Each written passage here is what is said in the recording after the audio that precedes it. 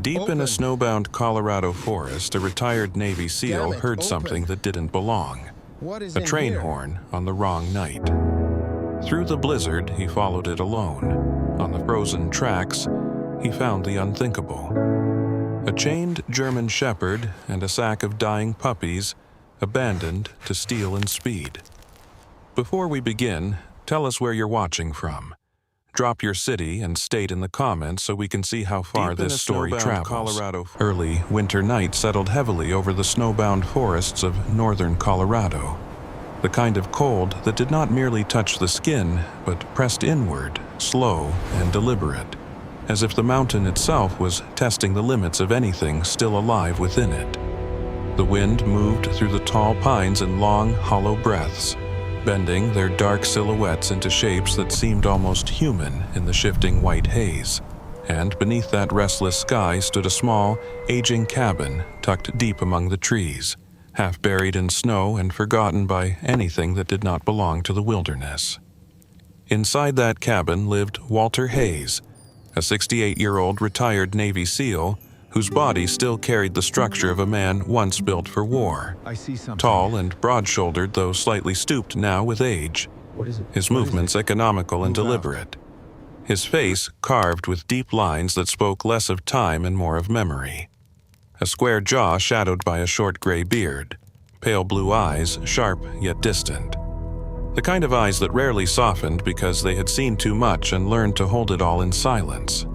Walter was not a man who had grown bitter, but he had become a man who had learned how to live without expecting anything. A quiet discipline replacing emotion, a stillness that others might mistake for peace, but was in truth something closer to endurance.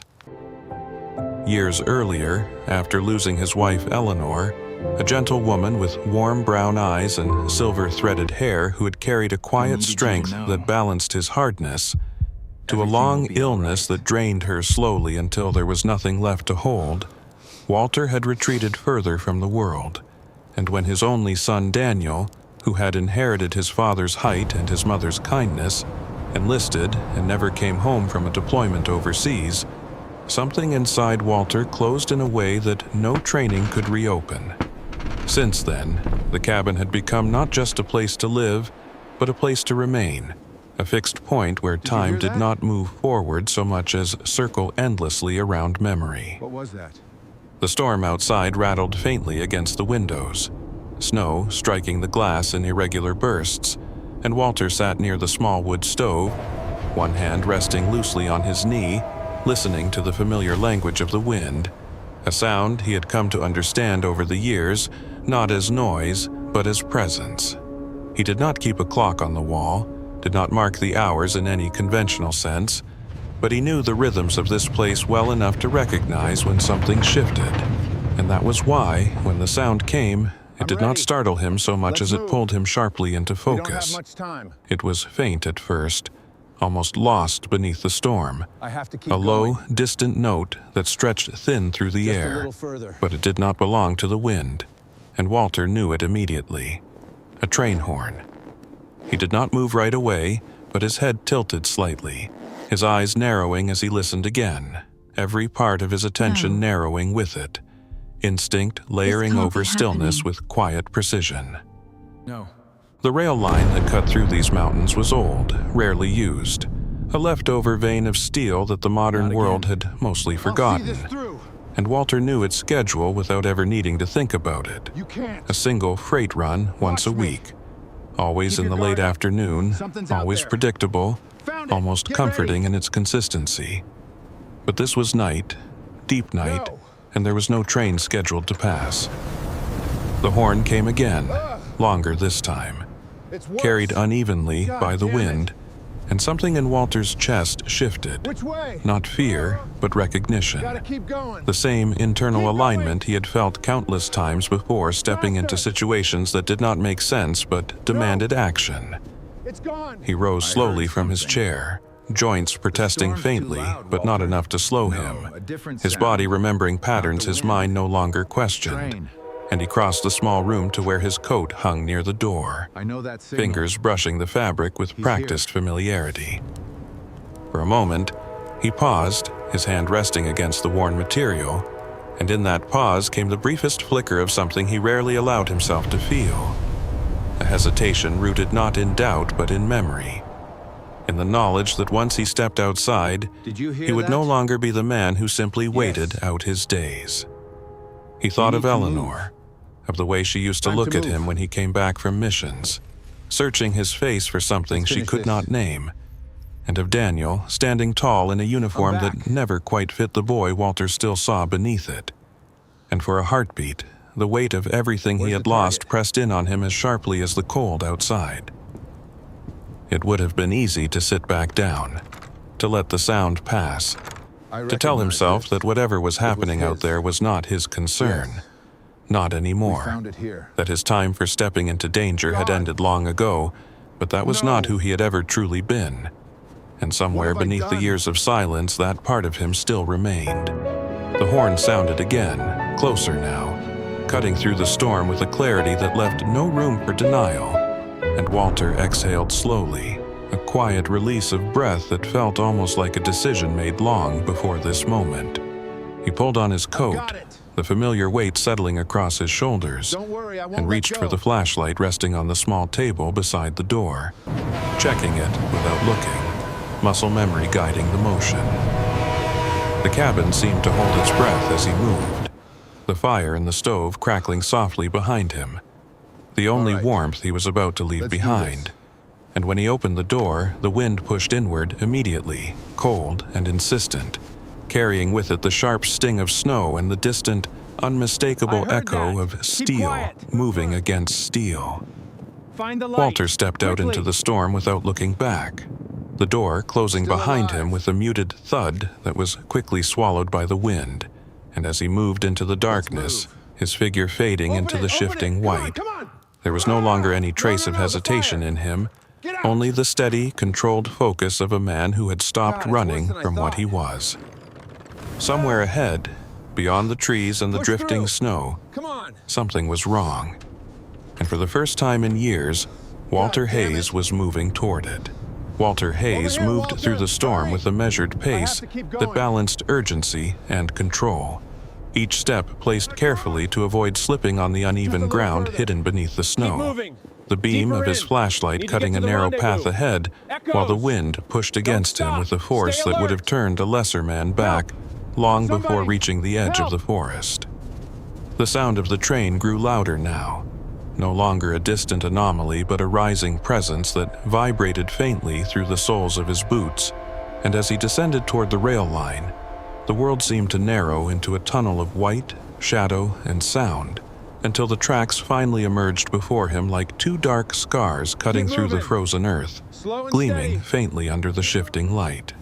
Watch your footing. Walter dropped to one knee behind a fallen tree trunk, instinctively scanning the curve of the rails ahead, his breath steady despite the cold, his mind already mapping exits, timing, distance, and risk. Over there. And that was when he saw her. Keep moving. The German shepherd lay partially across the track, her body angled awkwardly, her coat a dense mix of black and tan now stiff with ice and snow, her frame lean but strong beneath the damage, the kind of build that spoke of training rather than neglect. And yet she was chained, a thick metal restraint wrapped tightly around her torso and anchored to the rail itself, forcing her to remain in place no matter how she struggled.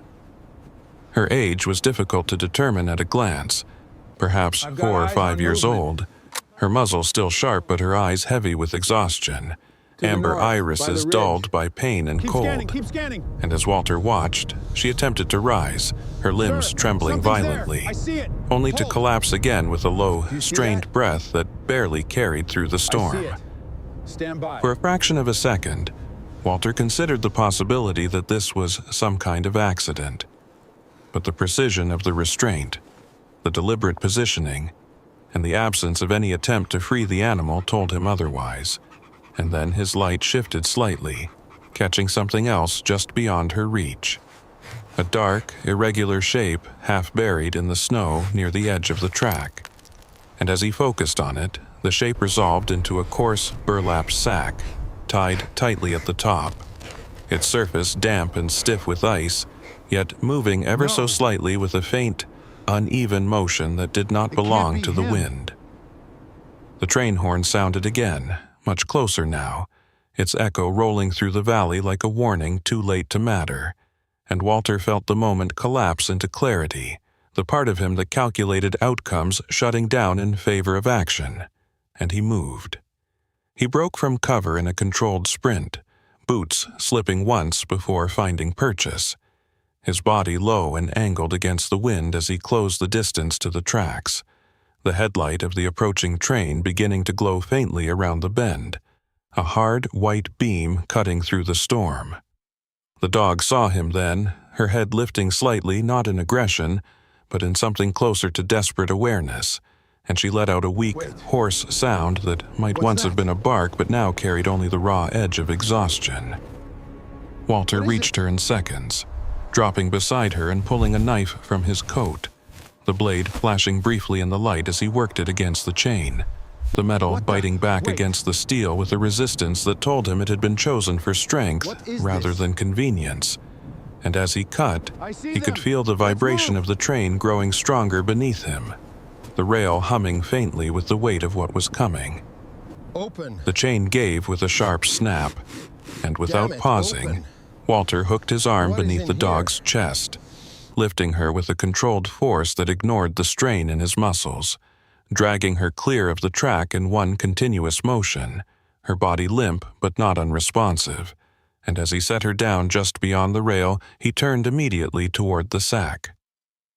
The movement inside was clearer now, small, frantic, and fading, and Walter tore the fabric open with the same knife, his hands moving quickly despite the cold, and inside he found 3 German shepherd puppies, no more than a few weeks old, their bodies pressed tightly together, fur damp and clumped, their small forms shivering uncontrollably as they struggled for breath.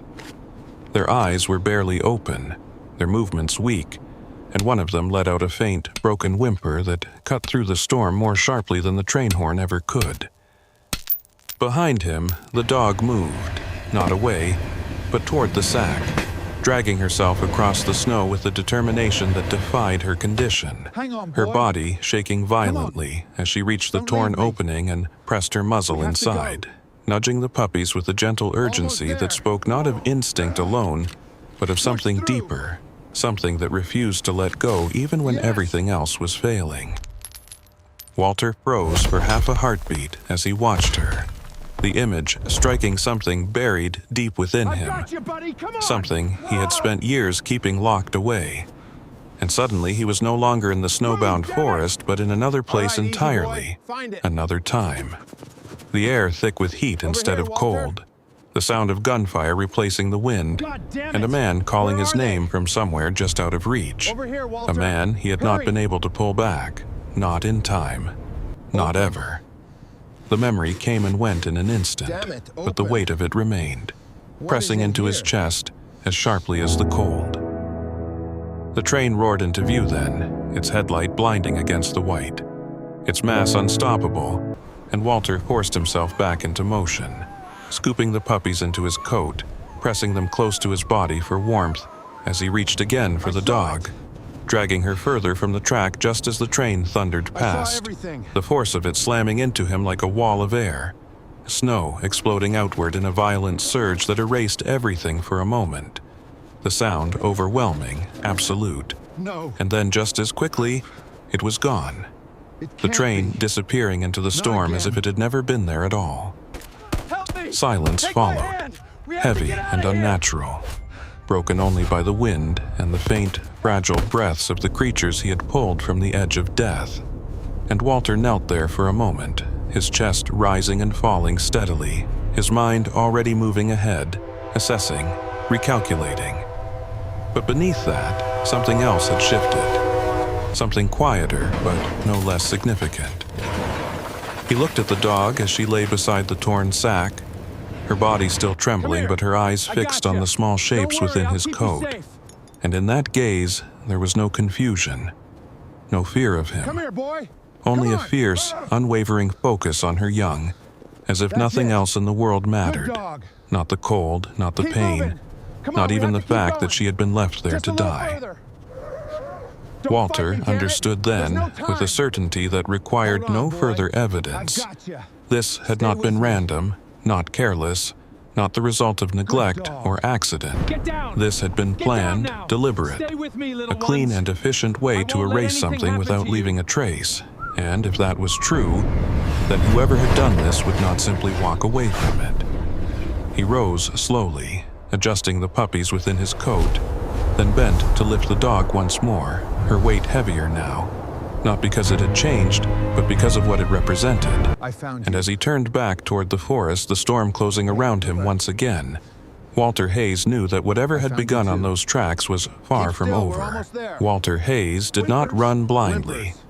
Even with the storm pressing against him and the fragile weight of 3 half-frozen puppies tucked beneath his coat, their faint movements barely perceptible against his chest. Instead, he moved with the same deliberate calculation that had carried him through decades of survival, each step angled not for speed alone but for concealment, for control, for the quiet manipulation of distance between himself and anything that might be following. And behind him, somewhere beyond the curtain of snow, the sound began to change, shifting from the fading thunder of the train into something more human, more dangerous. Voices cutting through the wind in sharp, fragmented bursts. They had noticed. Walter did not need to hear the words to understand the intent. The tone alone was enough. Urgent, aggressive, not the confusion of bystanders, but the precision of men who knew exactly what they were looking for and were already moving to recover it. He adjusted his grip on the German shepherd, her body heavier now as exhaustion deepened, her breathing shallow but present, and he could feel the strain building in his shoulders, the old injuries reminding him of their existence in quiet, persistent ways. Yet he did not slow, because slowing meant allowing the distance behind him to close, and that was something he could not afford. The forest swallowed him quickly, the trees tightening around his path, their trunks rising like dark pillars that broke up his outline and scattered the beam of his flashlight into fractured patterns of light and shadow. And he killed the beam after a moment, letting his eyes adjust instead, trusting memory and instinct over visibility. Behind him, a shout carried clearly this time, closer than he would have preferred, I've got a visual, followed by the crunch of boots forcing their way through snow that had only just begun to settle again after the passing train. Stop him. There were at least 3 of them, possibly more. He angled left, then right, breaking his own trail deliberately, dragging a fallen branch behind him for several steps before discarding it. The motion subtle but effective, a method designed not to hide his path entirely, but to distort it, to create hesitation, to force decisions that would cost his pursuers time. The dog stirred slightly in his arms, a low, almost inaudible sound escaping her as she shifted, and Walter felt a brief flicker of concern, but when he glanced down, her eyes were open, dim but aware, not focused on him but on the small trembling shapes beneath his coat, as if even now her awareness extended only to them. And something about that steadiness, that refusal to break, tightened something in his chest that he did not have time to examine. Stay close. Another voice rose behind him, sharper, closer, and this one carried a different edge, younger, uncertain, the words blurred by the wind, but the tone unmistakable. And Walter filed it away without conscious thought, because tone mattered, hesitation mattered, especially in situations where not everyone present was fully committed to what was happening. The group emerged into partial view moments later, as Walter slipped between 2 closely spaced pines and dropped briefly to one knee, turning just enough to observe without exposing himself. The first man was broad and heavy-set, his build thick with muscle that came more from labor than discipline. His face partially obscured by a dark beard crusted with ice. His movements loud, forceful, the kind of man who relied on strength and intimidation rather than precision. And he pushed forward with a confidence that bordered on carelessness, We need to scanning the ground rather than the space ahead. to increase our chances. Beside him moved a second figure, thinner, more controlled. His posture tighter, his rifle held correctly, his eyes moving in measured arcs that suggested training of some kind, Jake, what's though wrong? not at the level Walter I'm stuck. recognized as military. Move, now. And then there Stop. was the third, the one whose voice had carried that hesitation. Jake Miller, no more than 25. His frame lean and slightly tight, we're hunched moving. as if the cold reached him more deeply than the others. Whimpering and His face panting. clean-shaven but Just a tense. little further. Sharp cheekbones visible beneath wind-reddened skin, dark hair damp with snow beneath a pulled-down cap, and his eyes, wide and alert, moved not just across the ground, but toward the trees, toward the spaces where something might be watching back. And in those eyes there was They're something splitting up. Walter had Keep seen eyes open. before in younger men. The conflict between being Roger. present and not fully believing both in why flanks. they were there. I've got a visual. Track split here, Moving through the the heavier trees. man barked, his voice carrying easily irritation already Spread out. building. Box 'em in. And the thinner one Almost responded there. with Stay a with low, me. controlled You'll tone, be all right. suggesting they fan out, cover more ground, keep moving, Whimpers. while Jake hesitated just long enough to glance in the direction Walter had already left behind, his jaw tightening slightly as if he understood more than he wanted to You're admit. okay. We're almost Walter there. did not wait for them Just to hold close on. the gap further. He moved again, That's a good rising girl. smoothly and continuing deeper into the forest, this time angling uphill, where the terrain grew uneven and the snow thinner over exposed there. rock, Keep a pushing. calculated risk that favored experience over brute force. Find And cover. behind him, the Now. voices shifted, spreading out I've as gotta keep predicted, going. the rhythm of pursuit little becoming further. less unified but more dangerous in its unpredictability. He adjusted the puppies again, ensuring they remained close to his core, his body heat the only thing keeping them alive now, and the dog in his arms tensed once, then settled, as if sensing the urgency even without understanding the threat. The climb burned through his legs, his breath steady but deeper now, the cold air cutting into his lungs, yet there was a clarity in it, a focus he had not felt in years, the old patterns returning not as memories but as living instinct, and for the first time in a long while, Walter Hayes was not a man waiting out his days. He was a man engaged, present, alive in a way that had nothing to do with comfort. A shot cracked through the trees, sharp and sudden, the bullet striking a trunk several feet to his right, spraying bark and snow into the air, and Walter did not break stride, already shifting direction again, using the sound not as a threat, but as information, marking position, distance, intent. They were not just tracking him Keep anymore. running. They were willing to end it. That confirmed everything. Get down. The forest thickened Stay ahead, down.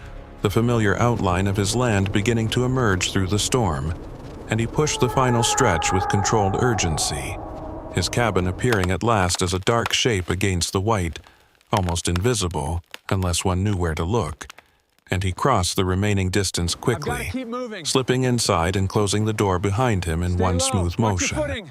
the wind Almost cutting there. off Don't lose instantly him. as the solid wood Keep moving. sealed Don't out look the back. storm.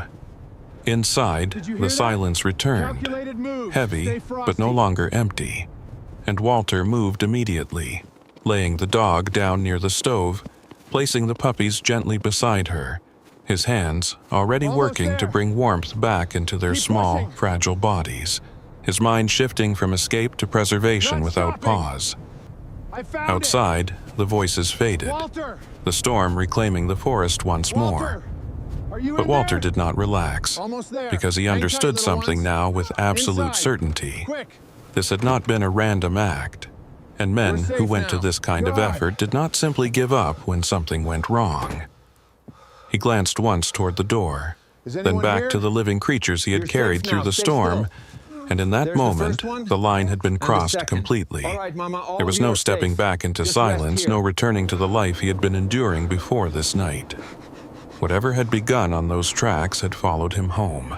The cabin held the cold All right, differently girls, than you're the safe now. forest, Just hold on a not little as a longer. moving force, but as something settled into the Whimper. wood itself, a quiet, persistent chill You're that safe lingered now. in the walls and floorboards, And as Walter Hayes closed the door behind him, sealing out the wind, he moved with a controlled urgency that replaced escape with preservation, his focus narrowing entirely onto the fragile lives he had carried back through the storm.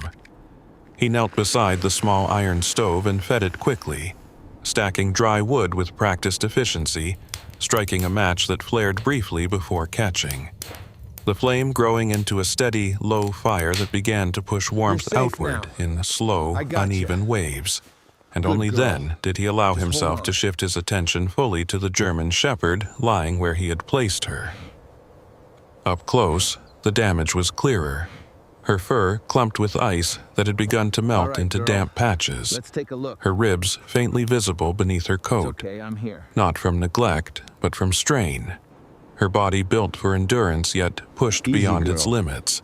It's And just as Walter reached to examine her, she Easy, tensed easy. slightly, a reflex more than a threat, her amber eyes flicking toward him with a guarded awareness that spoke of training and experience rather than fear. She was not a stray, that much was certain, and as he carefully cut away the remaining length of chain still wrapped around her torso, he noted the precision of the restraint, the quality of the metal, the kind of detail that did not belong to chance. He worked methodically, his hands steady despite the cold, checking for injuries beneath the fur, finding bruising along her side and a shallow cut near her shoulder. Looks like a Not bruise and a life-threatening, cut. but recent. You'll be And he all right. cleaned it with what supplies still. he had, Just the for a dog moment. remaining still, watching him, not trusting Okay. but not resisting, as if recognizing something in his movements that did not match the violence she had It's endured. Okay, girl. You're safe now. Beside Come her, on. the puppies lay in a small cluster, their tiny bodies pressed together for warmth, their breathing uneven but stronger now that they were out of the wind. And Walter lifted them one by one, rubbing them gently to restore circulation, wrapping them in a worn blanket he kept near the stove, his motions careful, deliberate. The same precision he had once used to keep men alive now redirected toward something so far more close. fragile. And I as he thought we had worked, it. he found himself speaking without Now realizing I'm it. all alone. Low, quiet words that carried no real meaning but filled the space nonetheless, a habit he had not allowed himself in years. "Stay with me," he murmured once, not to any one of them in particular, but to all of them at once, his voice rough from disuse, Wait. and the sound of it in the What is cabin that? felt A unfamiliar, collar? Let me as if see. it belonged to someone he used to be rather than the man he had become. When he returned his attention to the dog, she had shifted slightly, angling her body closer to the puppies, her head lowering until her Something muzzle is here. rested near them, and the tension in her posture I felt eased it. just enough to suggest she understood they were no longer in immediate danger, I found it. though her eyes never It's fully still active. relaxed, still tracking every movement Walter made with a quiet intensity. It was then that he noticed the collar. At first glance, it appeared ordinary, a thick, dark band fitted securely around her neck, worn but intact, the kind of equipment used in working dogs rather than pets. But as he reached to loosen it, he felt a slight resistance, something beneath the surface that did not belong to leather or fabric, and his fingers paused, his attention sharpening. Slowly, he turned the collar, examining it more closely, and there, partially hidden along the inner lining, was a small embedded unit, no larger than a thumb joint, sealed into the material with a precision that suggested deliberate concealment. Not something added as an afterthought, but integrated from the beginning. Walter's expression did not change, but something behind his eyes did, a shift from concern to understanding, and he pressed lightly against the casing, feeling the faint, solid structure of circuitry beneath, a device designed not just for tracking but for storage. And in that moment, the entire situation rearranged itself in his mind with a clarity that left no room for doubt. This had never been about the dog alone. He sat back slightly, his gaze accept moving it. from the collar to the dog, then to the puppies, and finally toward the door, as if the storm outside might offer some confirmation of what he already knew, and the silence that met him only reinforced it. Whoever had placed her on those tracks had not been disposing of an animal. They had been eliminating evidence. I understand. The realization settled into him with a weight that proceed felt as both planned. familiar and unwelcome. the kind of truth that did not shock but instead confirmed a pattern he had seen too many times before, where something living became a problem simply because it carried information someone else did not want found. The dog watched him as he returned his hand to the collar, this time more carefully, not attempting to remove it yet, but acknowledging its presence, and for a brief moment, their eyes met in a way that felt less like observation and more like recognition, as if, in some instinctive way, she understood that he had seen what others had tried to hide. Walter exhaled I slowly, didn't think I'd see the this breath place steady full of but life heavier again. now, and he leaned back slightly, his body finally registering the strain of the night. The fatigue settling into his muscles in a way that would have once been ignored, but now demanded acknowledgement. And yet, even as that exhaustion pressed in, there was something else rising alongside it. Something he had You're not doing felt well. in a long time. Purpose. Just keep moving. It did not come as a sudden realization, but as a gradual alignment. A quiet certainty that the path in front of him was no longer empty. And as he looked around the cabin, at the fire burning steadily, at the dog and her young resting in its warmth, at the space that had once held nothing but silence, he understood that the choice in front of him was not whether to act, but how far he was willing to go. He thought briefly of the years he had spent avoiding exactly this kind of situation, stepping away from anything that might pull him back into conflict, telling himself that he had done enough, that he had earned the right to remain separate from whatever problems the world continued to create.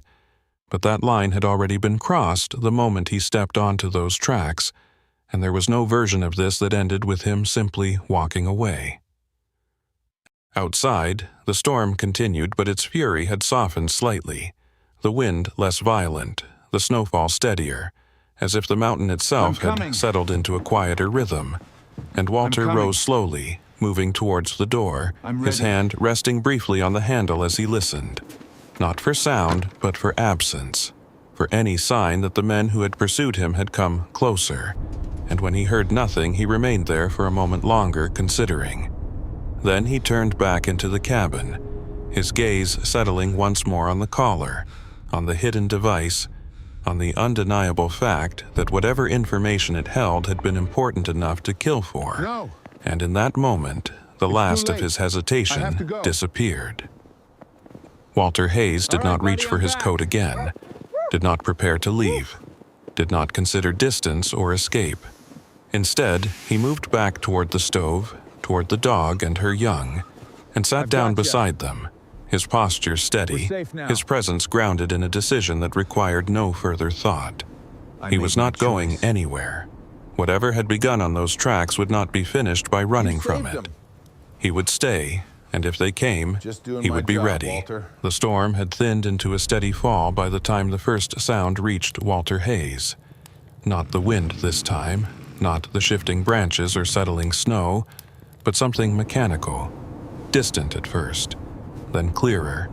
The low grind of tires forcing their way along a path that had not been meant for travel in weather like this, and Walter did not need to look outside to understand what it meant, ready. because men who lost something valuable did not simply disappear into the storm. They regrouped, they tracked, and eventually they came back.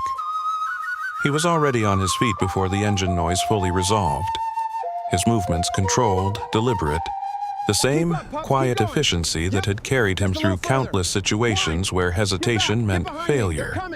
And as he crossed the cabin, his gaze moved automatically across the space, measuring distance, cover, angles, not as Just be conscious careful. thought, but as instinct found it. reasserting itself in a way that Right where I felt left it. almost inevitable now.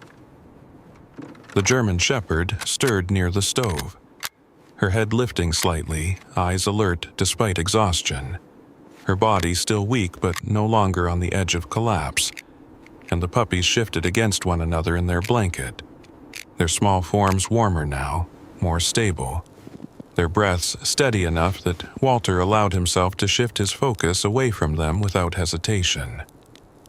He moved to the side wall where an old wooden cabinet stood, its surface worn smooth by years of use, and opened it with a steady hand, revealing what remained of a life he had once stepped away from, a rifle, well-maintained despite disuse, a handgun stored beside it, and a small collection of supplies arranged with the kind of order that never truly left a man like him, even when he tried to leave everything else behind. The structure is just past these trees. Walter did not arm himself Good. The light is immediately, fading not quickly. fully. Keep up. We Instead, don't have he time checked for each this. piece with quiet Wait, precision, sir. We can't see ensuring anything. function, confirming readiness, Push through it. then placed the rifle within reach but not yet in hand.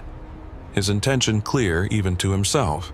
He was preparing, not escalating, not turning this into something it did not need to become unless forced.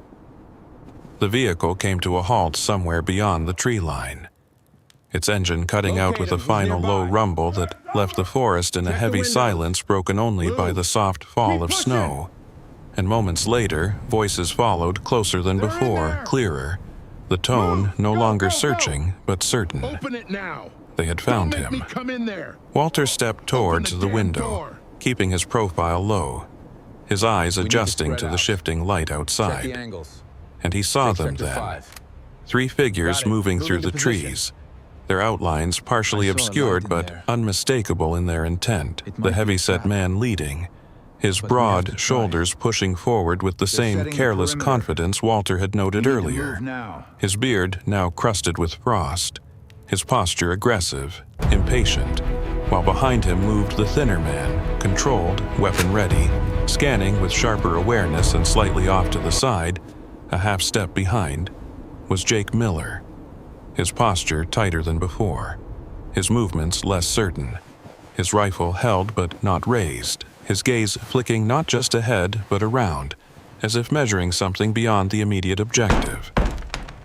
"Cabins up ahead," the heavy man muttered, his voice carrying just enough for Walter to hear, and the thinner one responded with a quiet warning to spread out, check angles, keep it clean, words that confirmed what Walter had already understood. They were not here to retrieve, they were here to finish it. Walter stepped back from the window, his Open mind up! already moving ahead of the moment, I know mapping their you're in approach, there. their likely You entry have nowhere points, to run. the limitations of the ready. structure itself, and he exhaled once, slow and controlled, the kind of breath that marked the transition from Anyone waiting here? to engagement. Come in, it's open. He did not lock the door, did not barricade it. Instead, he positioned himself slightly made it. off-center within the cabin, where he could see the Walter, entrance without presenting just in himself time. directly. I know. His posture I always relaxed but ready, his hands empty but not unprepared. And when the first knock came, sharp and deliberate against the wood, he did not answer immediately. The second knock came harder, followed by a voice. The heavy man again, louder You show now, no fear. edged with impatience. I admire "We know that. you're in there. Open up." Walter let But the you silence should. stretch just long enough to shift the tension, then stepped forward and opened the door himself. The movement controlled, unhurried, revealing him fully in the doorway, unarmed, calm, a presence that did not match what they expected to find. For a moment, none of them moved. The heavy man's expression shifted first, surprise flickering across his features before settling into irritation, his eyes narrowing Move as he out. took in Walter's age, That's the his cabin. stillness, the absence of fear he clearly I told you to anticipated. stand And down behind him, now. the thinner man adjusted Do his not grip make me slightly, ask again. his stance tightening, I while understand Jake's the gaze locked situation. onto Walter with something closer to recognition than I am ready to hostility, proceed. as if seeing him now not just as a target, but as a Confirmed. person who did not fit Moving the in. narrative he had been given.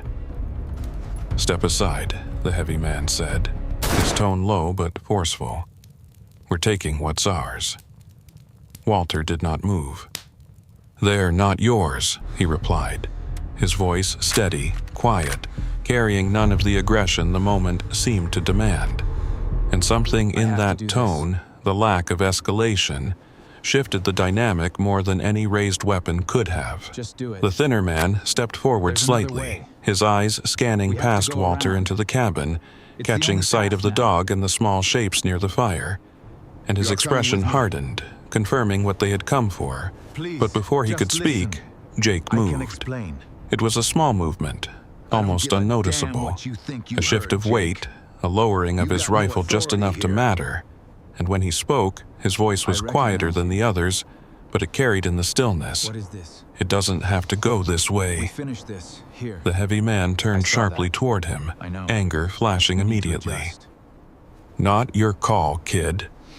But Jake it. did not raise his weapon I again. found it. His The eyes dog led stayed me on right to Walter, it. It's and in hidden them data, there was crucial no to the longer operation. hesitation, We need to act but decision.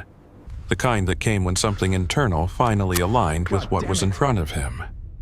They told us it was a stray operation, he said, his had voice one job. steadier now. It's not. That You had dog, one job, she's and trained, you couldn't detection even manage unit. that. Someone wanted that data gone.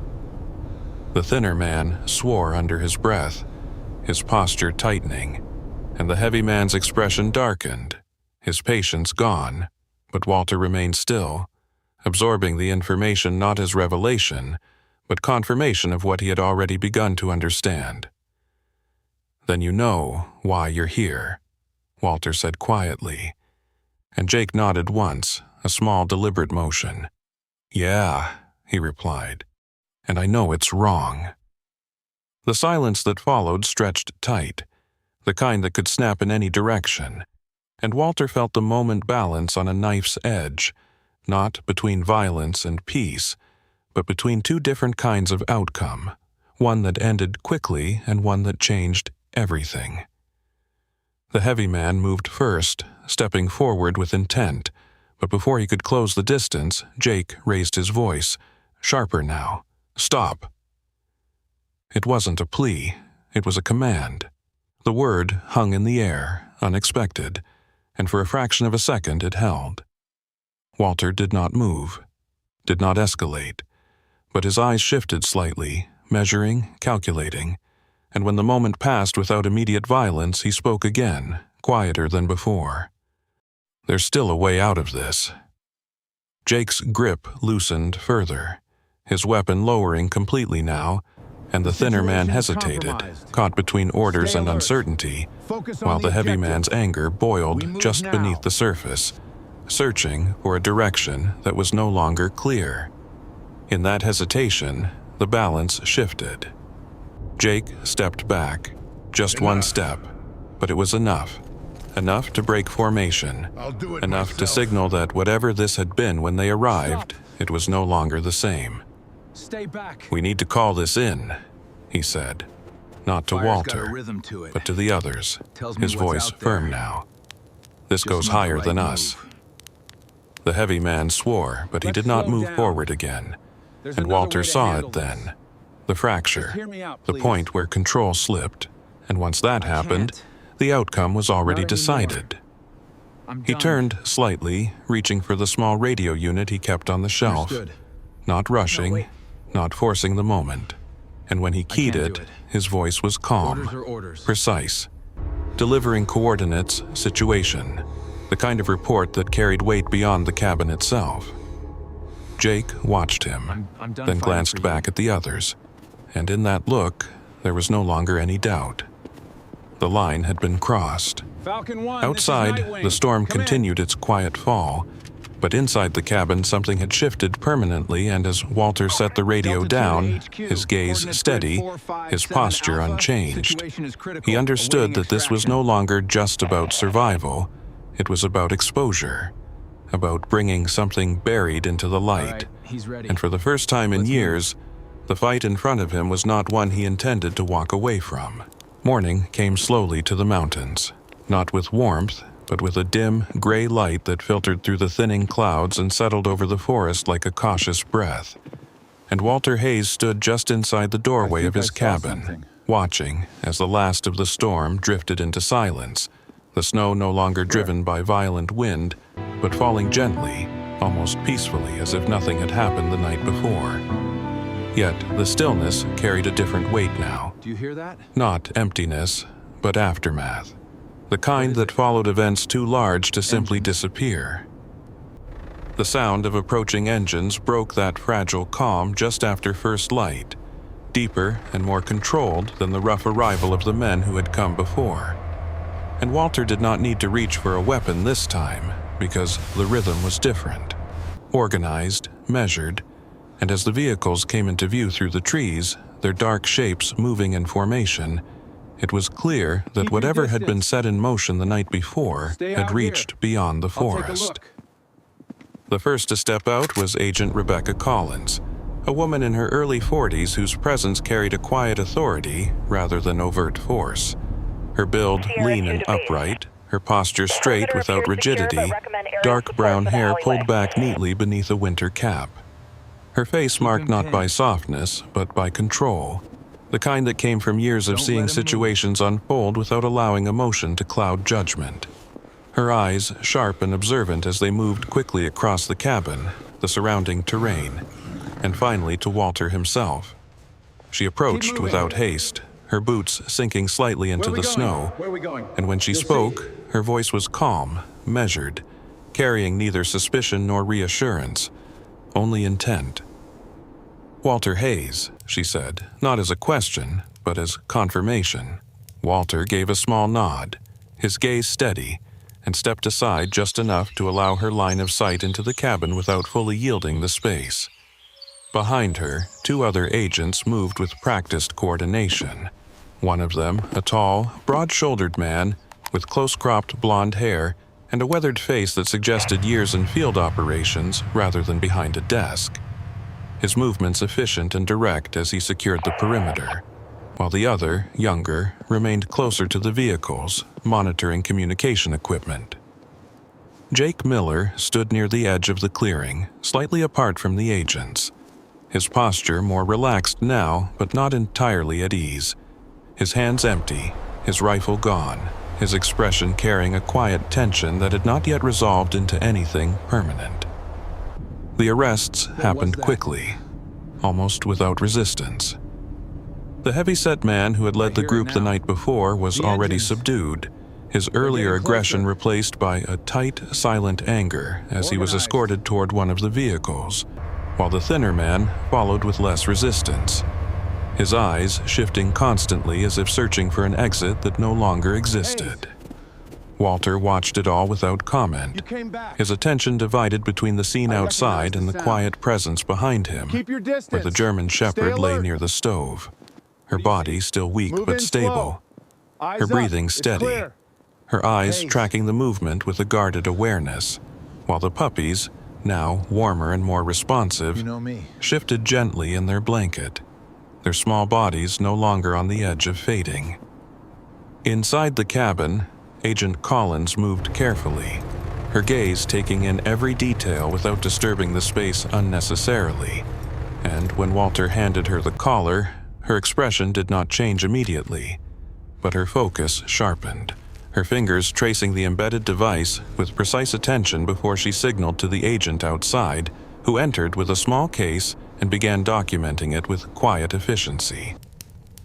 "You were right to call this in," Collins said after a moment, her tone neutral but edged with something that might have been acknowledgement.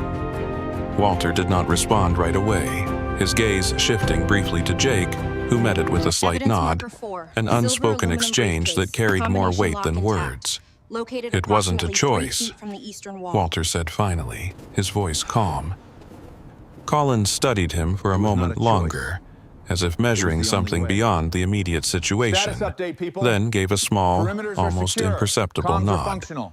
We're running "We'll take it from diagnostics here." on the local grid. But even Stable. as she said it, there Perimeter was something in secure. her I eyes copy. that suggested she understood the All clear on limitation this of side. those words, that whatever had begun Moving here into would not position. end as cleanly field as the recorder and mics operation are secure. unfolding outside. Logged as evidence marker By midday, 47B. the clearing had Ready for transformed transport. into a controlled scene. Vehicles positioned with purpose, equipment moved in and out with quiet coordination.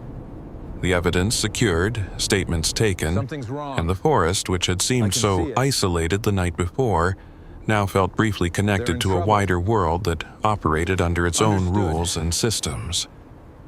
Yet, The even layered within that structure is structure, clear. there were gaps, and Walter recognized them not through anything said directly, but through what was left unsaid. Track them The brief faster. exchange between Collins and the blonde agent when they reviewed the data, the slight tightening of her expression, the absence of any mention of leadership beyond those already in custody. "The network runs deeper," she admitted at one point, her voice low enough that it did not carry beyond the immediate space. We've been tracking pieces of it, but not the head. Walter nodded once, not surprised, because operations like this rarely existed without layers, and the absence of the one who controlled it all was not a mistake. It was a design. By late afternoon, the agents began to withdraw, the vehicles leaving one by one until the clearing returned to its previous stillness, though it no longer felt the same. The world had touched this place and then pulled back again, leaving only the marks of its presence behind. Jake remained for a moment longer, standing near the edge of the porch, his gaze fixed somewhere beyond the trees, his shoulders slightly hunched, as if the weight of what he had stepped away from had not yet fully settled. "I'm not going back with them," he said, after a while, his voice quieter now, stripped of the tension it had carried before. Walter did not ask where he would go instead. "You don't have to," he replied simply. There's no time to wait. Jake let out a short Understood. breath, something close to a humorless laugh, then shook his head slightly. "This isn't over," he said, echoing something he had already come to understand. I understand. Not even close. He glanced back once toward the cabin, Let's do it. toward the dog and her young inside, and something in his expression softened briefly before it settled again into something more guarded. "You should be careful." I guess this Walter is it. met his gaze without Listen to flinching. me. "I will It's be." not over. Jake nodded much once, deeper then than we turned and thought. walked toward the fading tracks need to left by the move. departing vehicles, You found his them. figure gradually disappearing into the trees, leaving the cabin once again in quiet isolation. Night fell slowly, the sky darkening into a deep, endless blue, and inside, the fire burned steadily, casting a warm glow over the small space that no longer felt empty. The soft sounds of breathing, of life, Be filling the careful, silence Walter. in a way Walter had not It's not experienced in years, I and know, for a Jake. time he allowed himself I to will. sit, to watch, to simply be present in that moment without here, looking Commander. beyond it. I'm ready. But habit, and something deeper We'll get than through habit, this. eventually drew him back to the door, and he stepped outside once more, the cold air sharp against his face, the forest stretching out before him in quiet stillness. He stood there for a long moment, listening, not for what was there, but for what might come, and then, faintly at first, carried across the distance in a way that felt almost unreal. He heard it again. A train horn. Not the same as before, not exactly, but close enough that the difference did not matter.